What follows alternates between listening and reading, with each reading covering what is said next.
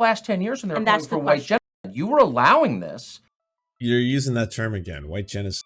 Again, this is the kind of stuff that, yeah, he wouldn't be so brazen to use these terms on Fox News, but they are now normalizing a lot of the that you would see relegated to the corners of Stormfront online. About the civil war that is going down in the right wing right now. If you haven't been watching it, there's a battle going on between Candace Owens, Ben Shapiro, and the Daily Wire. The Daily Wire, of course, is the fucking hate network that publishes a lot of what Candace Owens puts out there. And there's been a bit of a battle lately because Candace Owens has come out and said that she does not support what Israel is doing, and she's used a lot of strong language. Unfortunately, Ben Shapiro has painted himself into a bit of an awkward corner because at the end of the day, the Daily Wire has said multiple times they stand by the principle that they allow people within their organization to disagree with them, and they believe in the free speech, their version of free speech, by the way. They want their speech to be the freest. That's what right-wingers do. And the very idea of firing Candace Owens for her beliefs or her principles or something like that would be in direct violation of the codes of cancel culture. And that's why they can't do. No one wants to draw first 1984. That's it, right? You don't want to be the first person to do it. So right now they're publicly airing a lot of their laundry, and it's causing obviously some rifts. Candace Owens quotes, "Blessed are the peacemakers, for they shall be called the children of God. Blessed are they which are persecuted for righteousness' sake, for theirs is the kingdom of heaven. Blessed are ye when men shall revile you and persecute you. You shall say all manner of evil." Again, if you feel that taking money from the Daily Wire somehow comes between you and God, by all means quit. Candace responds, "You have been acting unprofessional and emotionally unhinged for weeks now, and we all have to sit back and allow it, and have all tried to exercise exceeding understanding for your raw emotions. But you cross a certain line when you come in for scripture and read yourself into it. I will not tolerate it." Now, if Candace Owens quits, that's good for Ben Shapiro, because then he gets to have a win and he gets to say, "Oh no, I didn't fire her. I didn't fire her for the beliefs or the things that she was saying or putting out there. Did not fire her. She quit." You know, so that one's good. If Candace Owens doesn't quit, Ben Shapiro's in a position where he's like, "Well, I can't fire her because, again, I don't want to draw first cancel culture. So what's going to happen here?" He of the large cranium, "I'm genuinely confused why asking questions and quoting Bible verses about peace warrants to call to resign from the Daily Wire. There should be more room in the conversation or conservative movement for disagreement. We can do better than this." So everyone's fighting, and it's delightful, obviously. What's not delightful is the horrifying twist that all of this took. A little weird to see yourself. Look, we all get things wrong. I certainly have gotten a lot of things wrong. I think it's fair. You know that he's a common man, a working man, a blue-collar man, because wood. If you didn't know, yeah. Like, I'm not, as you can see, I don't have enough wood. I mean, this is probably even artificial wood as the flooring of the place that I'm renting right now. So I'm not as blue collar or working class as he is, because yeah, wood. To be attacked for getting it wrong. But if you get it right, and it's proven that you got it right, and in 3 instances it has been proven that you did on the biggest issues of the day, shouldn't the people who attacked you apologize? And shouldn't someone... Just going to correct that right away. No, Candace Owens was not proven right on vaccines. In fact, she was proven to be a massive hypocrite who talks about how vaccines are dangerous and stuff like that. But there's photos of her being taken in environments where you could not enter the stadium unless you were vaccinated. Same thing with Tucker Carlson. The entirety of Fox News staff had to get vaccinated, so he as well was vaccinated. It's actually really, really fucking cruel that you, as a host, would like spread vaccine misinformation professionally while at the same time you're vaccinated, full well knowing that it could endanger your audiences. At least point out, hey, Candace Owens was right about that.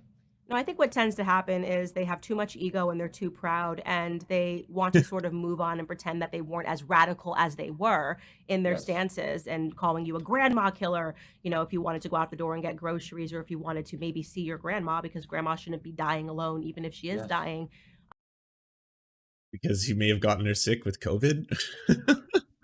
So that's it terrible. takes a tremendous amount of humility to admit that you were wrong. People prefer to then pretend the internet will forget, and just that they had more nuance than they did on the issue of the day, which is fine with me.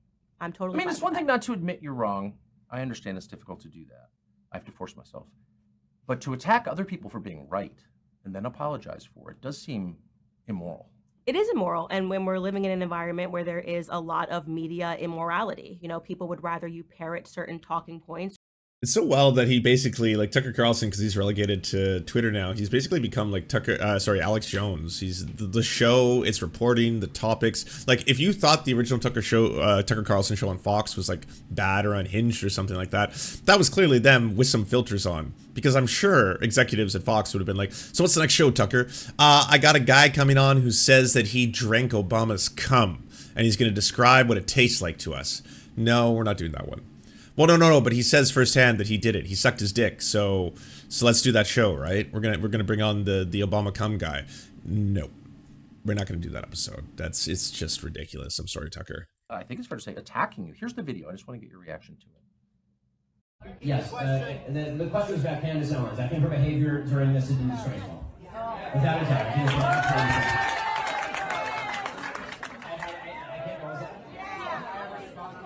she still works for my company. And I think she's been absolutely disgraceful.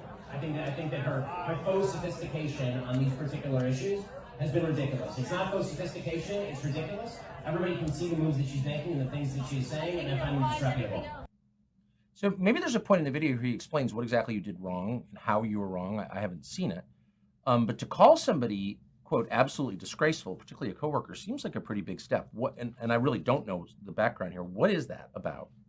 Opinions, but I as I said, hope that it would remain respectful and that you wouldn't throw your colleagues under a bus, so to speak, in a private setting. I think that's fair. And just for clarity, because I really don't know, is he your boss? I think there's a lot of misunderstanding about Ben's involvement. He's not the CEO of the Daily Wire. He is not making the day-to-day decisions of the Daily Wire. And I do want to make it very clear, because people are like, how could you possibly stay at Daily Wire after this? I have a very good relationship with the co-CEOs of Daily Wire. Especially right now, the acting CEO. Sorry, Ben Shapiro's the founder, though. He's a wonderful person. He's worked very hard to be where he's at. We have a lot in common that we connect on. And so people don't get to see that, which is unfortunate. Ben lives in Florida. He's not a part of the day-to-day movement of the Daily Wire. The rest of the hosts have their shows situated in Nashville. So we see each other every day. We talk. There's great camaraderie. And there's actually more agreement. There's actually a lot of people that are, as I describe myself, just pro-America first. And I think I've been that way consistently throughout my political career. Whether people agree with it or not in different moments is up for debate. But I don't want that video to become a reflection of how the Daily Wire works and the Daily Wire operates, because I have had a very good experience with the CEOs and, love Michael Knowles, love Matt Walsh, Andrew Klavan. We all get along really great. Well, it certainly speaks well of the Daily Wire then. So it's not, a clip like that on the internet, oh, Candace Owens is out or something. That's not, doesn't sound like that's what it means at all. Yeah, no, it's a small group of people. We see each other every day. Right. Brett Cooper is another. By the way, no one should ever say that you love Matt Walsh. How can you fucking love a white supremacist fucking, diaper fetish, neo-Nazi wrestling judge, like, who fucking... The man is the gross motherfucker of the highest order. The dude who talks about fucking 16 being the ideal age of impregnation. Like, he's so fucking gross. One who just joined about 2 years ago. She's great. She's up and coming. And there's a lot of stuff that we're working on. And that's why I think this video is even more unfortunate, because people see him as a figurehead, rightfully so, of the Daily Wire. And it allows people to, speak energy into the Daily Wire that isn't necessarily there, because he's not there on a day-to-day basis. Okay, that's very interesting. So if we could take 3 steps back and give us the context for this debate. How are you on different sides of it? I haven't heard you endorsing Hamas. Like, you're not. No. Well, I have not endorsed Hamas in any way, and yet people have interpreted things that I say, or actually rather things that I don't say. It's becoming very much reminiscent to me, and why I have used my platform to say this, of Black Lives Matter, where if you don't say anything, they say your silence is violence. If you say something and it's even-handed and it's nuanced, which is to say, during the times of Black Lives Matter, you might say, I don't support police brutality. Who does? I don't support racism. Who does? But also, I think that police are a crucial part of every city. We need to have policing in cities, so these calls to defund the police are immoral and wrong and are going to lead to more Black deaths. Look at Tucker's face.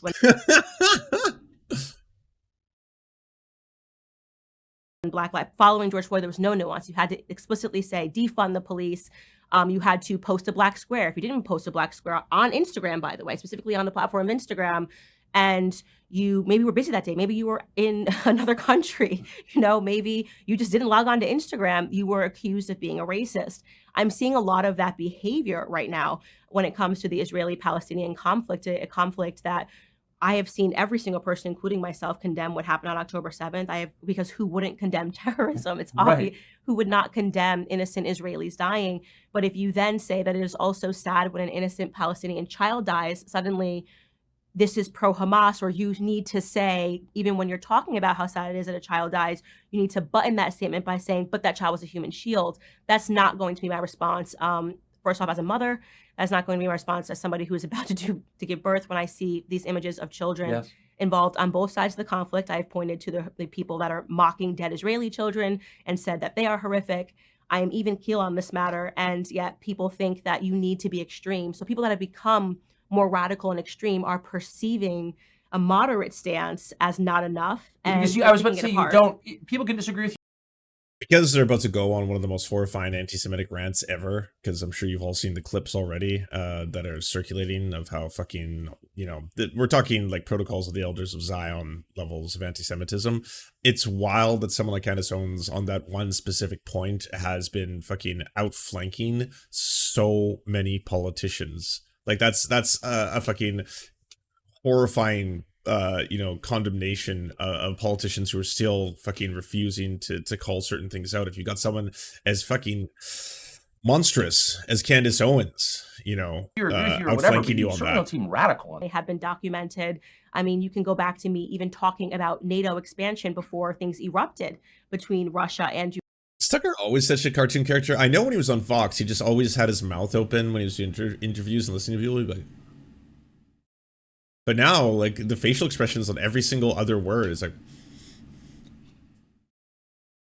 I know. Oh. Ukraine. Yes. And having a meaningful Yes? discussion Okay. about how much expansion is too much expansion. How would we feel if we had troops on our border? These are things that should be allowed in an academic discussion. You should be able to sit on stage and should be able to debate these ideas without using ad hominem attacks to say that you're a pro-Putin puppet or you're pro-terrorism. Even in the aftermath of 9/11, something that we all remember as part of my childhood. I think I was in 7th grade at the time, and I'm born in the New York City area, so this was a very big deal. If a person the day after 9/11 wanted to debate the Patriot Act, really emotional time that people For the Israelis who were killed. However, there's an emotional response that is disproportionate, I think, on the part of some commentators. I mean, our country's being invaded right now by millions of young men whose identities we don't know, who probably don't even like America, and they're now living here. Over 100,000 Americans die every year of fentanyl. I've known a couple. Those are real tragedies. Here we go. Listen to the way that Tucker's already framing it. People sometimes forget how much of an extreme white supremacist Tucker Carlson is and how much he loves playing into very anti-Semitic tropes like, white replacement theory or things like white genocide occurring, and how immigrants are invading the United States for the purposes of course, replacing those with Western values. And then he'll choose to use a handful of dog whistles and masks, because he was on Fox News at the end of the day. But if you say, watch Carlos Maz's video, he has some good clips where and John Oliver's segment on it as well did a good job of isolating some of the clips where the mask slips, and he starts to say things like, well, is it wrong if I want my children to speak the same language as I do, and I want my children to have neighbors that speak the same language as I do? Can we also point out how the West is civilized, that we have the most advanced and best civilization in the history of the human race, and how there are uncivilized people trying to replace us?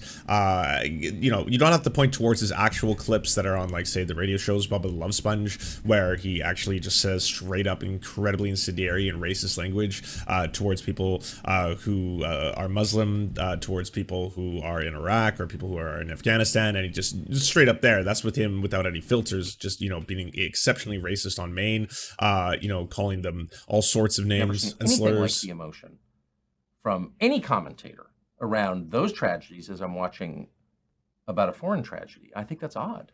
I think what tends to happen is, of course, we all have elements of selfishness within us. And so when it particularly pertains to an issue that impacts you, I was strongly speaking out against Black Lives Matter as an organization very early on as a conservative, because I understood what the implications were going to be of defunding the police. Right. It was an issue that was important to me. I created an entire documentary to talk about this issue. Yes. And I held on for a long time, and people began to see that actually I was telling the truth, and now we have more death in inner city communities than we had before. Yes. These riots and these George Floyd protests calling for defunding of the police.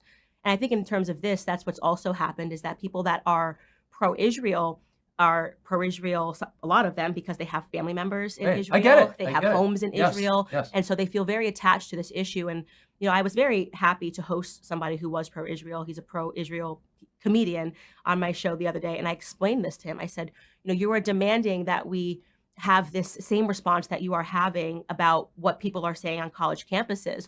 The rhetoric on college campuses hasn't changed. Did you not remember what they were saying, what professors were saying, the anti-white explicit racism that was happening, and not even just allowed in terms of student protests, but was written The into anti-white curriculum racism. at these universities for years. People were Yes. learning this actively in school, that whiteness was associated with wrongness. You had college professors that were writing about this need to there need to be less white people in America. You can find these articles. They exist online. They're everywhere. They're and everywhere. that seems genocidal. I mean, if you're It is saying, genocidal. like by definition, if you're saying So I don't want to speak for all academics, but if they're talking about things such as, oh, I don't know, the horrifying critical race theory or things like that, right? If academics are talking about the concept of whiteness, they're usually talking about a hierarchical structure, not as in, hey, anyone who doesn't have enough melanin, you by definition are evil, or anyone who has, like myself, you know, very white skin, creamy skin, you know, us of the mayonnaise variety, that we suddenly are just inherently evil or inherently racist, or white babies are racist, or time is racist, or any of that. That was never what those lessons are. It's to talk about how there are racial hierarchical systems that have been in existence from before you were born, and a lot of these have been used to do and justify a lot of horrifying acts, such as, you know, colonization, genocide, slavery, the North Atlantic slave trade, and that we should recognize these systems in order to try and dismantle them, and to also better understand them. That's what most likely academics are speaking about. And that got taken and flipped as in it's suddenly an attack on white people, all white people. And that galvanizes people, obviously, because like no one wants to feel as if I'm just being attacked for who I am, even though in a lot of these cases, it happens to be people of color who are explaining it. Explaining, hey, by the way, my lived experience is different than yours. If someone says my lived experience is different than yours, that's not saying you did this and you made it this way and you're bad inherently because of this. It's like, hey, can you recognize how sometimes if we both do drugs at the same rates, that I may be disproportionately stopped by the police, whereas you will not. And then we're going to call that a name. Say we'll call that privilege, right? There's a privilege there. That doesn't mean that you can't have a shitty life, or that people can't target you, or people can't be bigoted towards you. Of course they can. None of that goes away. It's to try and identify what is going on in the world. being a certain It's not white ethnicity or genocide. race is itself a sin, and we need less of you. I mean, isn't that is the definition, is it not? Right. It was an Genocidal? understanding of needing to breed out white people. It was unbelievable what I was seeing, and I was impacted by it because Yeah, see, like now, what the fuck are you talking about? To breed out white people? I'm in a biracial relationship and I have biracial children. So you are telling me that my children are going to have to decide between whether or not they are white oppressors or they are black victims. It doesn't stand for me. So I was attached to this issue, and it's something that I fought for hard on college campuses, and there was no support. There was nobody talking about, well, this is what needs to go. These kids need to go onto blacklists. And by the way, if they did speak that way, I would have disagreed with it, because I am pro 1A. I believe in the First Amendment. I believe Yes. that kids, by the way, are naturally stupid. In case people forget, I started on the left, right? Yeah. So if you found me in college, you would have found a pro-life person who believed, in some racist principles, fundamental racism in America, because that was what I was being taught systematically Yes. in the classroom. And then I got to grow up and change my mind. And I don't think people have thought past their immediate emotions to consider what's going to happen when you put these kids on blacklists. You think that's going to bring them over to the pro-Israel side when they get older? Most of you, They're and that's calling the for white question. genocide. You were allowing this. You're using that term again, white genocide. Again, this is the kind of stuff that, yeah, he wouldn't be so brazen to use these terms on Fox News, but they are now normalizing a lot of the shit that you would see relegated to the corners of Stormfront online. And using that kind of language, it's the kind of stuff that like 4chan, fucking edgy alt-writer Pepes would suddenly tell each other, like, no one recognizes white genocide is real. Like Stormfront literally has a white genocide countdown meter on their Clean website up your room. where they show you like birth rates and how like the birth rates of white people compared to the immigrants coming over and other, minorities are increasing, and that white people will be the visible minority. That's not fucking a genocide. None of this is a genocide. None of this has anything to do with genocidal intent to eliminate a specific like race of people off the face of the earth. And then I found myself really hating those people, actually. That you're okay with that? On what grounds were you okay with that? And this is what I've been trying to explain to the pro-Israel lobby, that what you are seeing as lack of support is people that are asking the question is, where were you as we have endured all of this? You were paying for it, actually. Right. You were paying for it. You were paying for it. Because you were calling my children immoral for their skin color. You paid for that. And so why shouldn't I be mad at you? I don't understand. And so that is, you know, obviously you have a ton of white people that are asking this question, and they're now being called anti-Semitic. And I think that that's wrong. I think these are meaningful questions that deserve to be answered. Why? Like, it's so fucked up that they've twisted these two things together, because there are obviously false claims of anti-Semitism that are happening right now to people. A lot of those people happen to be Jewish people, by the way, people of color who are protesting the actions of Israel, because a lot of people have conflated Israel, the state, with all Jewish people. And that is one of those things right now that, like, it's very horrifying to see. But they're taking that narrative and they're associating it with their conspiratorial white genocide bullshit. And that's why this is so fucked up. Because right now, guess what? Anti-Semitism is very real. It's very real in the West as well. It's very real in Canada. There are anti-Semitic attacks that are happening. There has been, people shooting at Jewish schools. There has been the firebombing of Jewish institutions. There's been attack on Jewish people simply because they are Jewish. That is horrifying racism. Those are hate crimes. Those need to be called out for what they are. There has also been people peacefully protesting that are getting labeled as anti-Semitic. If they use certain slogans, or if they support the BDS movement and they put BDS stickers on in their schools, they get expelled, or they get charged with hate crimes in Calgary, things like that. That is not people who are intentionally trying to target Jewish people. That is people who are trying to oppose the actions of the Israeli government, who are trying to oppose apartheid, who are trying to oppose ethnic cleansing, who are trying to oppose genocide. And the two are being conflated intentionally.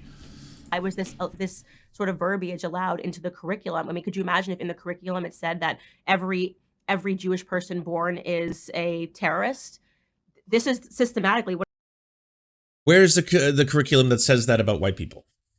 Again, like, a lot of this is just made up nonsense. When you see someone like Tim Pool get asked, can you define what critical race theory is?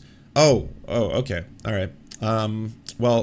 Critical race theory, it's basically, if you were to say, it's teaching that all white babies are racist, that time is racist, that all white people are bad, and it's like, nope, none of that.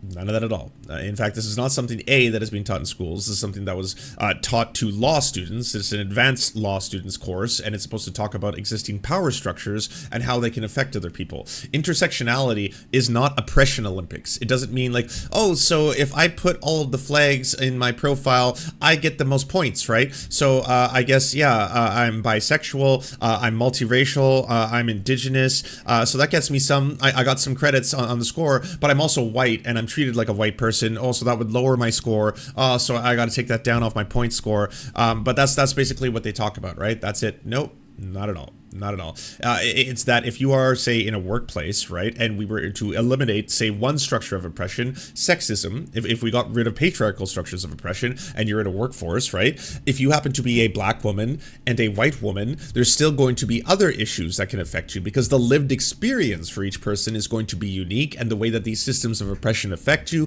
is going to be different based on that. That's what it's trying to teach you. That's what intersectionality is. So even if you got rid of sexism, even if we had complete equality in the workforce and there was no sexual harassment, there was no differences in pay structure or advancements or promotion and stuff like that, there's still going to be a different experience for the white woman and the black woman who are working in that job. What has been said. I would be totally opposed to that. You're learning this, not even just, by the way, at the college campus level, in high schools. I've covered this on my show at high schools, that they are now allowing children to stand up in an auditorium during, not Black Lives Matter week, during, what is February?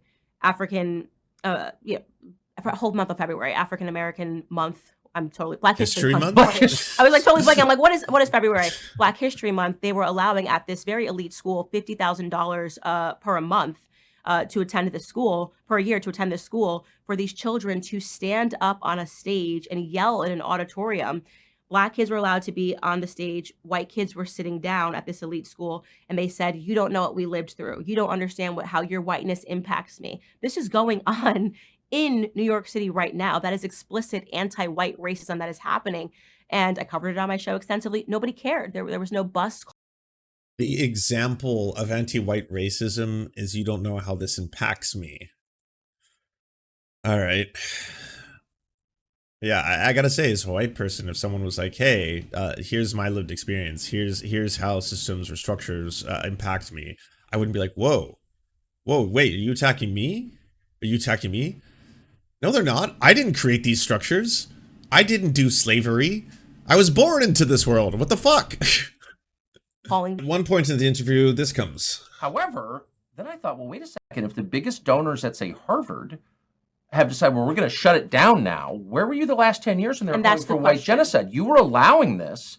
And then I found myself really hating those people, actually. That you're okay with that? On what grounds were you okay with that? And this is what I've been trying to explain to the pro-Israel lobby, that what you are seeing as lack of support is people that are asking the question is, where were you as we have endured all of this? You were paying for it, actually. Right. You were paying for it. You were paying for it. You were calling my children immoral for their skin color. You paid for that.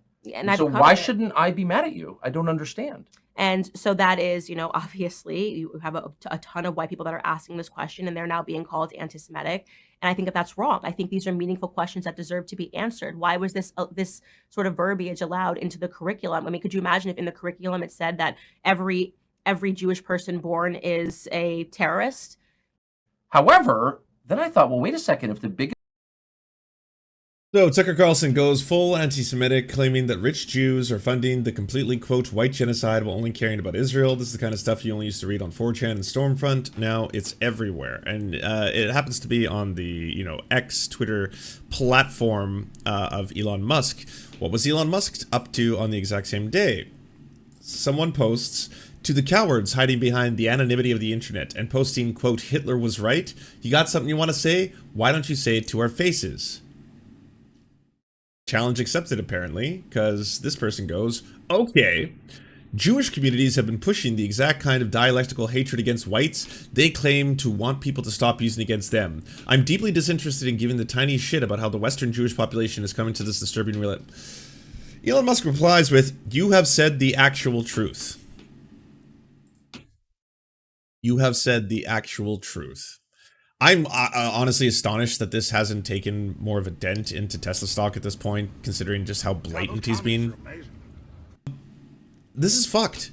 This is fucked. This is incredibly fucked. The fact that this stuff is being mainstreamed, broadcast, and now just accepted broadly by the right is honestly very, very horrifying to witness, because it's deeply, deeply troubling. I remember when you saw the arc of Ye, and Ye was going on all these right-wing shows, and they were excited, including Tucker Carlson, by the way. Tucker Carlson brought him on there and edited a whole bunch of the really anti-Semitic stuff out of there, but brought him on there because they were liking that someone was mainstreaming a point that a lot of them believe, that Jewish people control the media, which, again, is not true. Okay, you have but to look to who the CEO and the executives are for a lot of the top, you know, broadcasting corporations, as well as their parent companies. It is not dominated exclusively by Jewish people who are trying to manipulate you by controlling all media. That is an anti-Semitic fucking conspiracy theory that, again, is spread by racist Nazis and fucking the alt-right.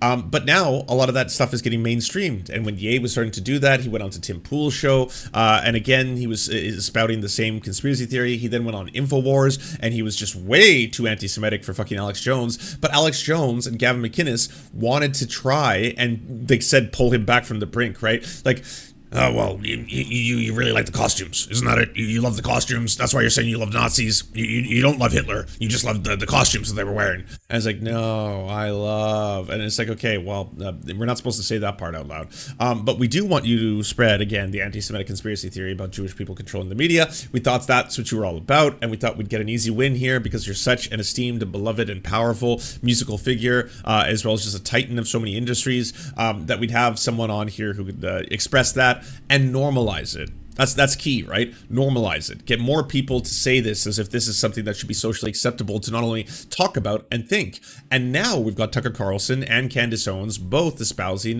that this is somehow connected to white genocide. That again, there is this problem with rich liberal Jews who are controlling institutions such as academic institutions, and who are also controlling aspects of the media. And again, they are using that to try and control and manipulate us. This shit is puppet master tier anti-Semitism. This is protocols of the Elders of Zion conspiracy theories that, again, yes, was used as justification by the Nazis for a lot of the horrifying atrocities that they committed.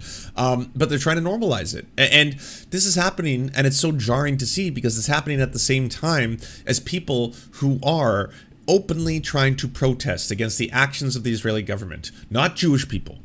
Not Jewish people. A lot of these protests are led by Jewish people. They're led by Jewish people, Jewish activists, and rabbis who are protesting what Israel is doing to Palestinians. And in that, they are getting silenced. They're getting kicked off of campuses. They're not getting kicked off of campuses because of a Jewish conspiracy theory.